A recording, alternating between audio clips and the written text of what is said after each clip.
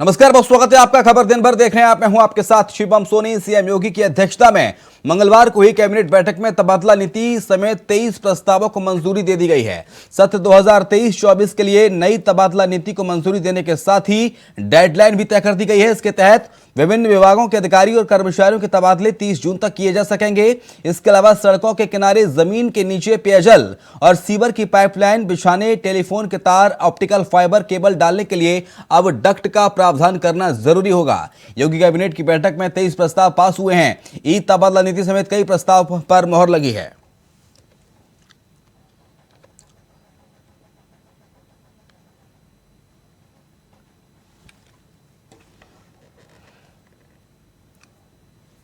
और साल के अंत में राजस्थान, छत्तीसगढ़, मध्य प्रदेश समेत 5 राज्यों में विधानसभा चुनाव होने हैं, जिसके बाद जल्द ही लोकसभा चुनाव होंगे।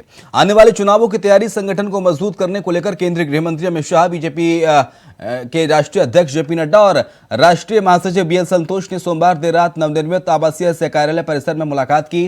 पार्टी सूत्रों के अनुसार पार्टी के शीर्ष 3 नेताओं ने ताकत और कमजोरियों का आकलन करने और उन्हें दूर करने के तरीकों पर मंथन किया।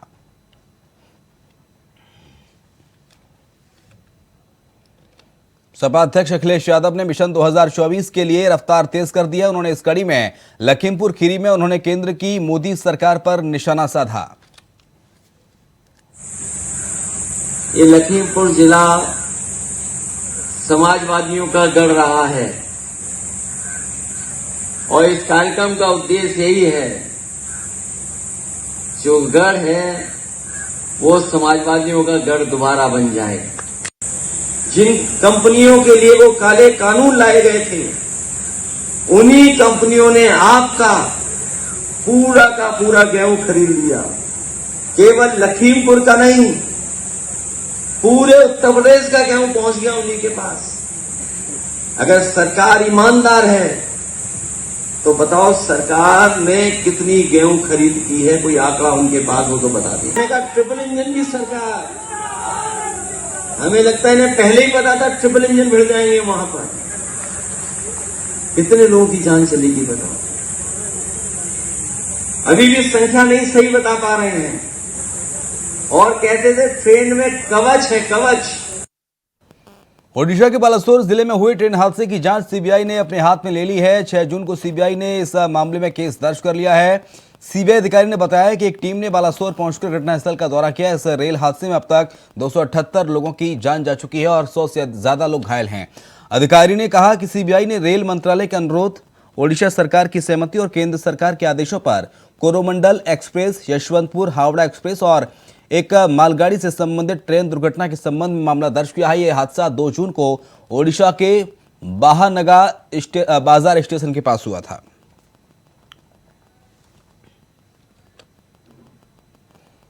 भागलपुर में निर्माणाधीन पुल गिरने पर बिहार के उप मुख्यमंत्री तेजस्वी यादव ने कहा है कि इंजीनियर्स को हटाया गया है, कॉन्ट्रैक्टर पर भी कार्रवाई होगी।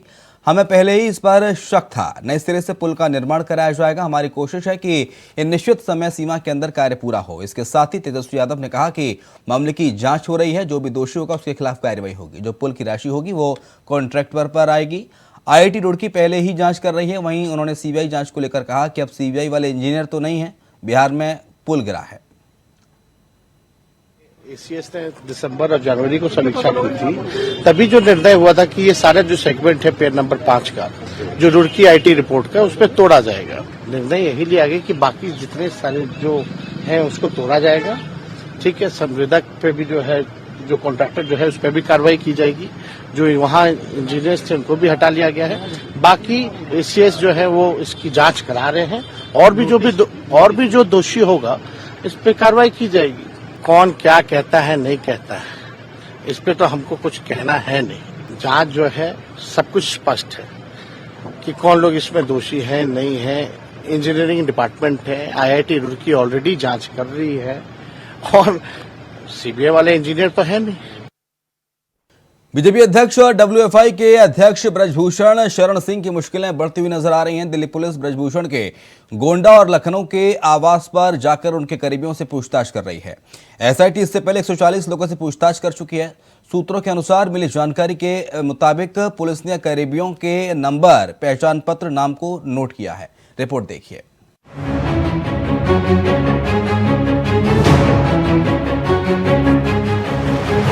कुश्ती महासंघ के अध्यक्ष के ऊपर लगे महिला पहलवानों द्वारा यौन शोषण के मामले पर जांच अब तेज हो गई है। दिल्ली पुलिस पूछताछ करने के लिए ब्रजभूषण के गोंडा और लखनऊ के घर पहुंची है। पुलिस ब्रजभूषण के पैतृक गांव भी गई और वहां जाकर करीबियों से बात की है। पुलिस की जांच जारी। दिल्ली पुलिस ने जाकर 12 लोगों से पूछताछ की है। सूत्रों के द्वारा मिली जानकारी के अनुसार बताया जा रहा है कि पुलिस ने कुछ लोगों से पूछताछ के बाद मोबाइल को जब्त कर लिया है। पुलिस ने दोनों जगह लखनऊ और गोंडा में काम करने वाले लोगों से बारी बारी से पूछताछ की है, उनके नाम पते को नोट किया, साथ ही साथ उनका पहचान पत्र भी लिया और बताया जा रहा है कि उनके मोबाइल नंबर को भी ले लिया है। पुलिस ने ड्राइवर के सांसद नौकर के काम करने के रवैये को लेकर पूछताछ की। इस दौरान ब्रजभूषण अपने सरकारी आवास दिल्ली के 12 अशोका रोड पर मौजूद रहे। वो किसी से बात नहीं कर रहे हैं। देश विदेश से ब्रजभूषण को लेकर जांच को लेकर बात कही जा रही है। शनिवार को गृह मंत्री अमित शाह की मुलाकात के बाद पहलवानों ने अपनी बातों को मीटिंग में रखा था। उसके बाद ब्रजभूषण शरण सिंह के खिलाफ पहलवानों का प्रोटेस्ट मामले में सोमवार को अचानक खबर आई थी कि पहलवान विरोध प्रदर्शन छोड़कर लौट गए हैं, लेकिन जल्दी साक्षी मलिक ने इन खबरों का खंडन कर दिया। साक्षी मलिक ने कहा था कि रेलवे की नौकरी वापस ज्वाइन कर ली है, लेकिन आंदोलन हमारा जारी है। कुछ देर बाद साक्षी मलिक एक ट्वीट आया जिसमें जान दांव पर होने की बात कही गई। साक्षी मलिक ने ट्वीट किया, हमारे मेडलों को 15-15 रुपए के बताने वाले अब हमारी नौकरी के पीछे पड़ गए हैं।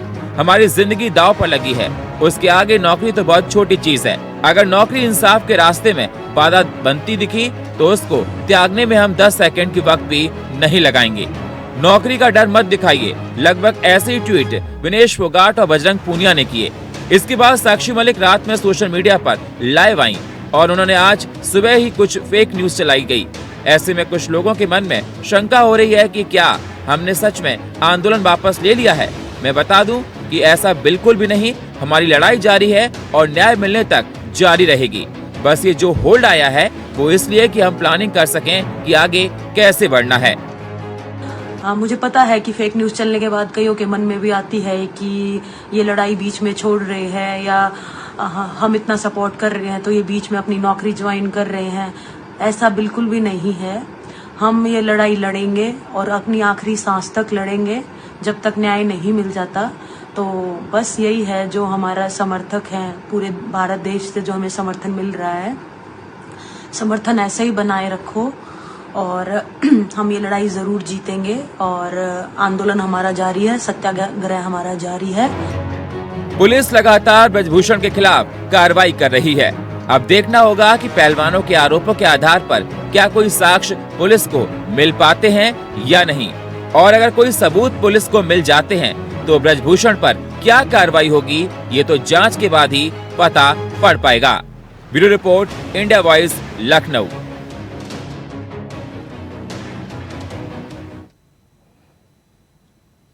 नेशनल कॉन्फ्रेंस के उपाध्यक्ष उमर अब्दुल्ला ने जम्मू कश्मीर में चुनाव न करवाने पर चुनाव आयोग पर सवाल खड़े किए। उमर अब्दुल्ला ने कहा, चुनाव हमारा हक है। जम्मू कश्मीर के लोग चुनाव चाहते हैं। अगर चुनाव आयोग पर कोई दबाव है तो वे कहें कि हम पर दबाव है। हम चुनाव नहीं करवा सकते हैं। हालात खराब हो चुके हैं। G20 का आयोजन कर हालात पर पर्दा डालने की कोशिश की जा रही है। नेशनल कॉन्फ्रेंस उपाध्यक्ष उमर अब्दुल्ला ने यह भी कहा कि हमारी भी सेल्फ रिस्पेक्ट है। हम चुनाव कराने के लिए भीख नहीं मांगेंगे। हमारा भी स्वाभिमान है। हम भूखे नंगे नहीं हैं जो उनके आगे घुटने टेकें। चुनाव आयोग को जवाब देना चाहिए। हम उनसे सुनना चाहते हैं। उतर के इनके सामने भीख मांगेंगे। इलेक्शन हमारा हक है। अगर ये जम्मू कश्मीर के लोगों का हक छीनना चाहते हैं और इनको हमारा हक छीन के कोई बहुत बड़ी तसल्ली मिलती है तो करें।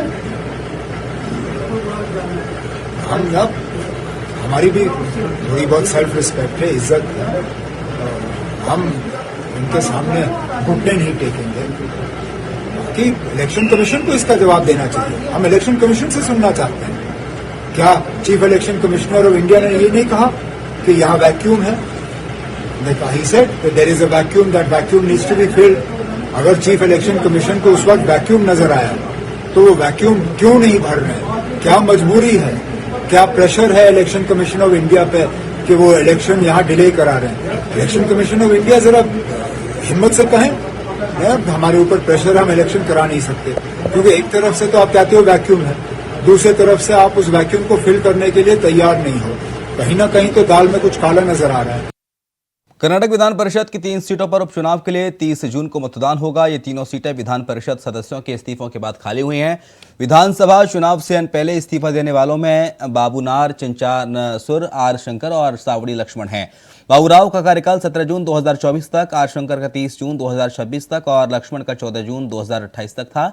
अब इनकी जगह चुने जाने वाले सदस्यों का कार्यकाल भी इनके कार्यकाल जितना ही होगा, जिनके चुनाव के लिए 30 जून को विधानसभा सदस्य सुबह 9 बजे से शाम 4 बजे तक मतदान कर सकेंगे। इसके साथ ही शाम 5 बजे से मतगणना होगी और रात में नतीजों का ऐलान होगा।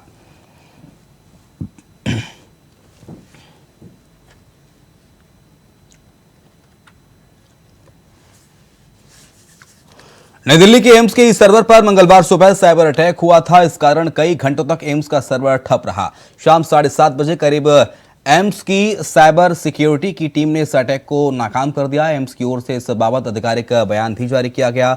एम्स ने कहा कि दोपहर करीब 3 बजे एम्स के ईस हॉस्पिटल सॉफ्टवेयर के सर्वर का मालवेयर अटैक हुआ था, जिसके तुरंत बाद साइबर सिक्योरिटी की टीम इसको रोकने में लग गई थी। कुछ समय से इस साइबर हमले को नाकाम कर दिया गया। अब ई सर्विस सुचारू रूप से चल रही है। मरीजों के ऑनलाइन रजिस्ट्रेशन से पहले सभी काम हो रहे हैं। मालवेयर अटैक को नाकाम कर दिया गया है।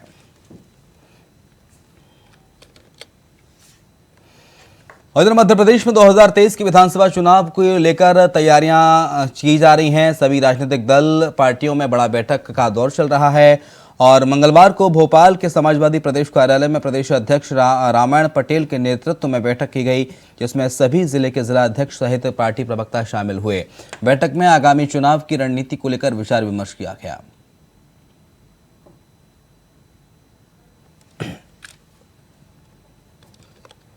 कांग्रेस नेता प्रतिपक्ष गोविंद सिंह ने कमलनाथ के मुख्यमंत्री चेहरे के बयान पर प्रतिक्रिया देते हुए कहा कि कमलनाथ जी बयान दिया है तो वो चेहरा जिसे जनता स्वीकार करेगी वही कांग्रेस का मुख्यमंत्री होगा।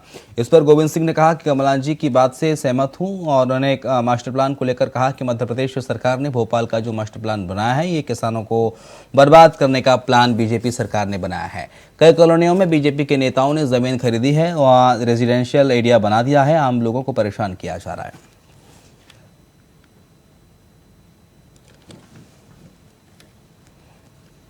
कांग्रेस के विधायक है सर अर्जुन काकोड़िया। तो आज अर्जुन काकोड़िया वरिष्ठ है, हो गए पूरी मूछ वाले हैं, उनको ज्यादा ज्ञान है, वह नहीं है इतना ज्ञान। इस बारे में बताइए। हमें जैसे जानकारी नहीं, मैं उसके बारे में नहीं कहूँगा।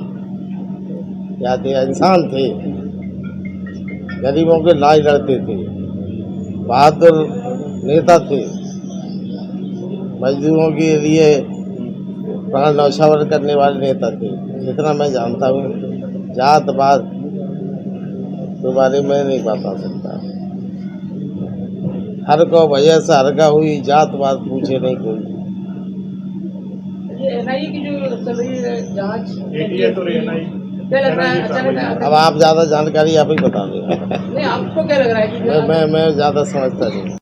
पाकिस्तान के साथ लगती सरहदों पर आए दिन पाकिस्तान की तरफ से किसी न किसी घटना को अंजाम दिया जाता है, जिसे देखते हुए अब पंजाब पुलिस ने पहलकदमी करते हुए सरहदी इलाकों में विलेज डिफेंस कमेटियों का गठन किया ताकि सरहदी इलाकों में होने वाली इन गतिविधियों को रोका जा सके। इसी के चलते मंगलवार को पठानकोट के डीसी और एसएसपी ने सरहदी इलाके का दौरा कर गठन की गई विलेज डिफेंस कमेटियों के सदस्यों से मुलाकात की और कमेटी के सदस्यों को आई कार्ड के साथ साथ वर्दी के तौर पर जैकेट भेंट की।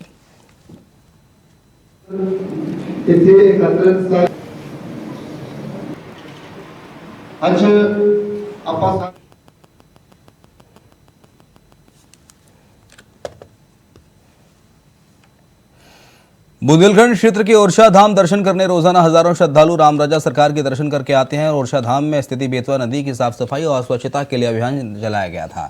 नदी के आसपास किसी प्रकार की गंदगी न फैले और लोग नदी में कूड़ा करकट नहीं डालें, इसके लिए मध्य प्रदेश सरकार के निर्देश के अनुसार नदी सफाई स्वच्छता अभियान चलाया गया। लेकिन इस अभियान के अंतर्गत व्यवस्था के तौर पर मध्य प्रदेश प्रशासन के द्वारा देखभाल संपूर्ण रूप से नदी की नहीं की जा रही है। नदी में नहाने के लिए आने वाले श्रद्धालुओं को शौच के लिए कोई शौचालय आसपास नहीं बनाया गया।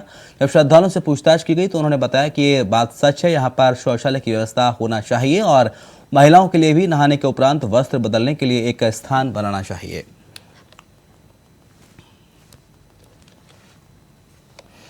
राजधानी भोपाल में 10 से 14 जून तक कथावाचक पंडित प्रदीप मिश्रा शिव पुराण कथा सुनाएंगे। करौंद इलाके में 55 एकड़ में पंडाल बनेगा। कथा की तैयारियों को लेकर मंगलवार को चिकित्सा शिक्षा मंत्री विश्वास सारंग और कलेक्टर आशीष सिंह ने कथा स्थल का निरीक्षण किया। उन्होंने 3 दिन में सभी तैयारियां पूरी करने को कहा। मंत्री सारंग ने बताया कि पंडित प्रदीप मिश्रा 9 जून को भोपाल आएंगे। शाम 4 बजे से वे अन्ना नगर से नरेला तक निकलने वाली शोभा यात्रा में शामिल होंगे। पंडित मिश्रा की कथा का भोपाल में पहली बार आयोजन हो रहा है।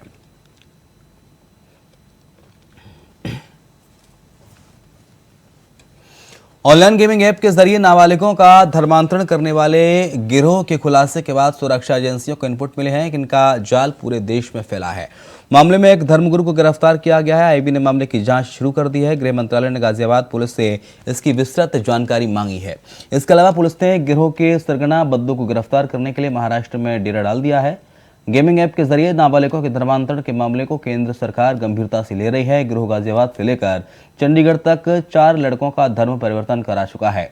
मामले का खुलासा तब हुआ जब एक पिता ने पुलिस में शिकायत दर्ज कराई। उन्होंने बताया कि उनका 17 साल का लड़का जिम का बहाना बनाकर 5 बार की नमाज अता करने जाता है।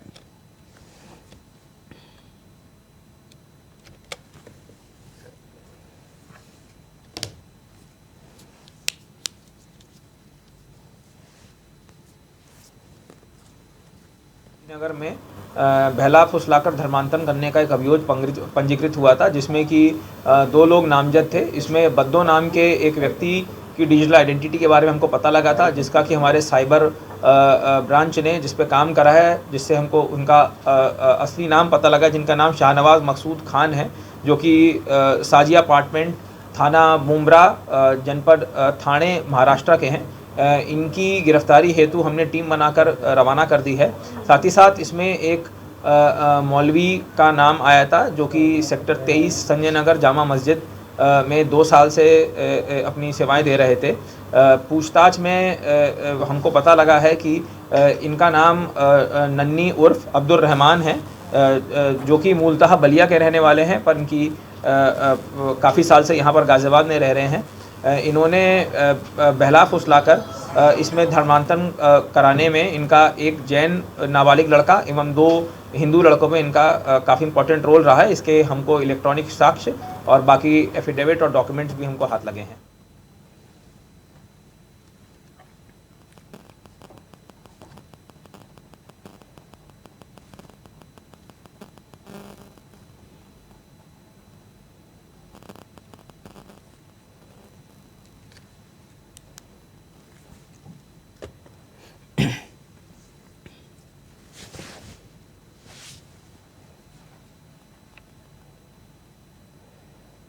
वर्ल्ड टेस्ट चैंपियनशिप 2023 फाइनल मुकाबला भारत और ऑस्ट्रेलिया के बीच खेला जाएगा। दोनों के बीच खिताबी मुकाबला 7 जून से लंदन के ओवल में शुरू होगा। मैच की शुरुआत करीब 2 समय अनुसार दोपहर 3 बजे से होगी। 11 जून को मैच का आखिरी दिन होगा। इसके बाद 12 जून को रिवर्स डे के रूप में रखा गया है। भारतीय टीम लगातार दूसरी बार वर्ल्ड टेस्ट चैंपियनशिप का फाइनल खेल रही है। आइए जानते हैं इस बार का खिताबी मुकाबला आप कैसे फ्री में लाइव देख सकते हैं।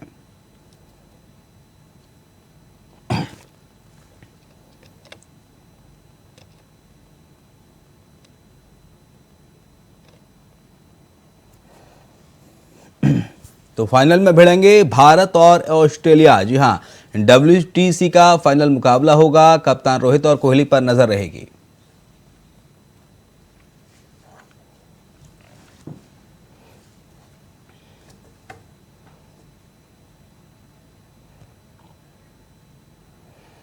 झारखंड के हजारीबाग के बालू व्यवसायी संजय सिंह के ठिकानों पर ईडी ने छापेमारी की है। 5 सदस्यीय टीम मिशन रोड स्थित उनके आवास पर पहुंची।